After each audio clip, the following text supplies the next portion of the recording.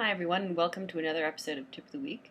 Now you may not have noticed, but last week I wasn't able to do a tip, and the reason why is because amongst all the other travel I was doing, I headed down to LA last week. I was lucky enough to join the Toon contingent to go to the Engineering Emmys, where we received an award for Storyboard Pro. For those of you who don't know already, we've won Emmys now in categories both for Storyboard Pro and for Harmony. We won an Emmy for Harmony a number of years ago, and then we won an Emmy this year for Storyboard Pro. So, as you can imagine, we're quite excited about this at the office.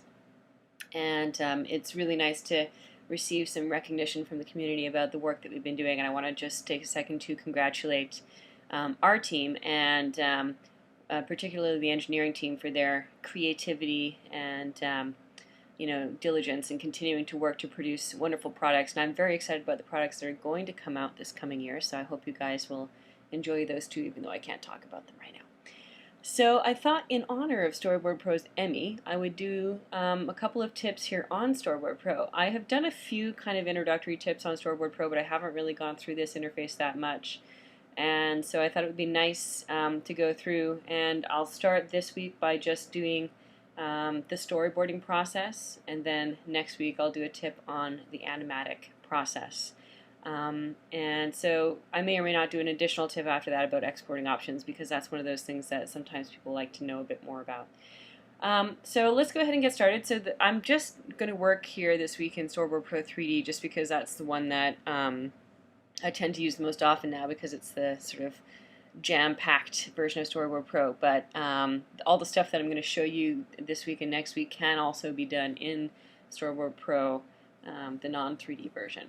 So basically, when you're working in Storyboard Pro, when you're in Storyboard Pro 2D, this view here is called the camera view. In 3D, we had to break it up into two views, a stage view and a camera view. But for the purpose of doing regular storyboarding, then just, you can treat this stage view as the camera view in Storyboard Pro.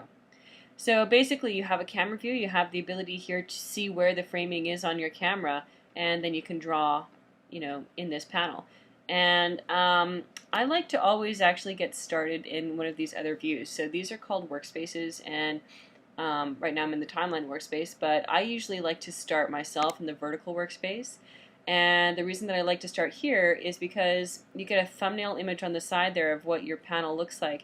And sometimes what happens is you go digital, you get very detailed very fast, because you're like, oh, I can zoom in, I can add all this detail, and then you forget to do the thumbnailing phase. So I also like to make use of my brush presets. I have a brush preset toolbar here showing at the top, but you've also got a brush presets view, and I'm starting to get to like this view more and more. So I have a rough brush that I've saved here that's just kind of a plain vector brush, but you can also go in there and make adjustments or make new ones to make a different kind of style of rough if you like. And so then I can just do that, and that's pretty much good enough here for my panel. Maybe I'll have this guy just waving, so I'm going to do just a mitten hand on that wave to do a quick drawing. And so now that I've got this panel fleshed out, I can go and look at it in more detail on another board. But just to let you also know, you have some other tabs here that can be useful to use. All of these tabs in Storyboard Pro you can move around. You can detach them by dragging them. You could put it in a different place. When you see that, you can, like when you drag it, you'll see a little preview of where it's going to go, and you can put it there. And then if you want to get it back where it was before, you just drag it until you put it right back on top of where those other names are, the other tabs there, and then it's going to put it next to those other tabs. So in the Storyboard tab, here you have the ability to load in a script.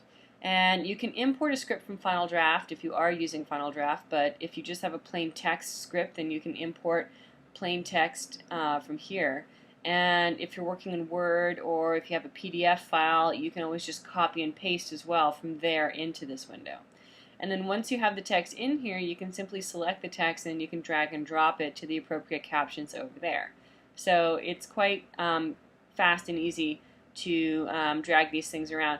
And if you are using Final Draft and you do tag these elements, it will use those tags to populate some preset panels to get you started, which is quite helpful as well. So let's say now I'm on this panel here, and let's say I'd like to flesh this out in more detail. Now I can go to my drawing workspace. And the drawing workspace, as you can imagine, is where you're going to spend the majority of your drawing time. So in this workspace, I've actually prepared this so that I can see both the tool properties window and the color window at the same time.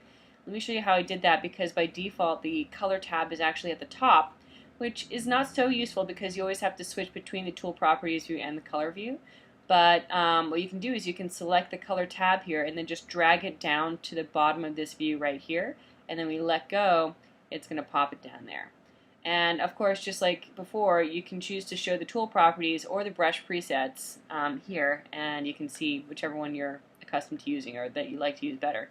So I'll just continue using my rough brush preset here, but I can go into this panel now, and sorry, Camtasia slows down the actual drawing of it a little bit, so you might see a bit of lag. But now if I just go in here, I can fill in a few more details. I'm just going to do kind of a bit of a cartoony character today, and his neck is like, wow, very long, so let me make his neck a bit shorter, and I'll give him a collar there. So, you know, this is good enough for my drawing. I just want a basic drawing for this. And then what you can do is you can go and do a new layer on top of this. It's going to be your clean layer. So I can add a layer, and for the purposes of tracking, it's really nice also to rename the layer with the appropriate name of my character. So let's just call this guy Jack.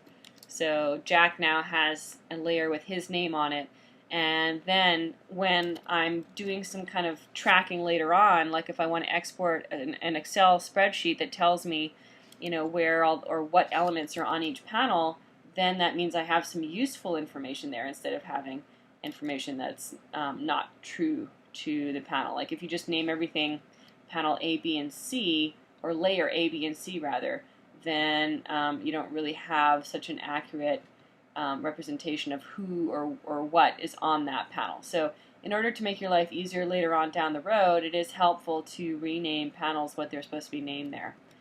And now I'll just throw in a quick couple of lines on this drawing. I'm not going to do the best drawing in the world here, but just want to lay something in that I can work with. And let's see here. So let's just finish off with his hair.